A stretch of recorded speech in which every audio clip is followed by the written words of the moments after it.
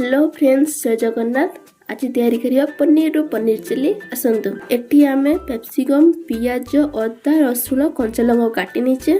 पनीर को आमे छोट छोट स्क्वायर साइज रे काटी नीचे। एठी मो बिल्ली मते हैरान करछि। एठी आमे tomato sauce, chilli sauce, soya sauce, vinegar गुटे जगह नहीं। पनीर ऊपर आमे काश्मीरी चिली पाउडर आ 2 स्पून अरारोट दे दबा। तापर तको आमे गोळेबा।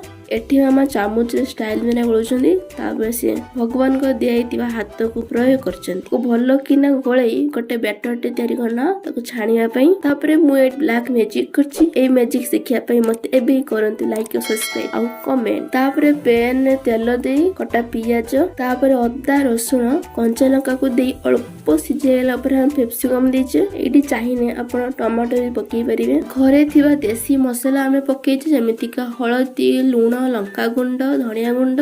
तापर हमर कैप्सिकम टा सिझी गलानी। हमें आगुरो तैयारी कर रखितिबा सॉस सब पकेई दबा। तापर पानी देइकिना ताकू किस्म छाड़ी दबा। कॉर्नफ्लोर पानी दे दबा। भलो ग्रेवी हवा पे हमें कॉर्नफ्लोर पानी को देइछे। पनीर चिल्ली रे ता ग्रेवीटा होची मेन, सेते हमें ग्रेवीटा को भलो किना तैयारी करिबा। एठी हम भलो किना ग्रेवीटा हेगलान तो सेते हमें आगुरो छांकी की रखि दिबा। पनीर को पकेई दबा, किछ समय गोळाइबा। तापर हम रेडी हेला गरमा गरम पनीर चिल्ली। वीडियो भल लागितले लाइक आ कमेंट करबा को भूलिबेनी। चैनल ले नुआ थिले सब्सक्राइब करिवे। रहिनी। जय जगन्नाथ। बाय।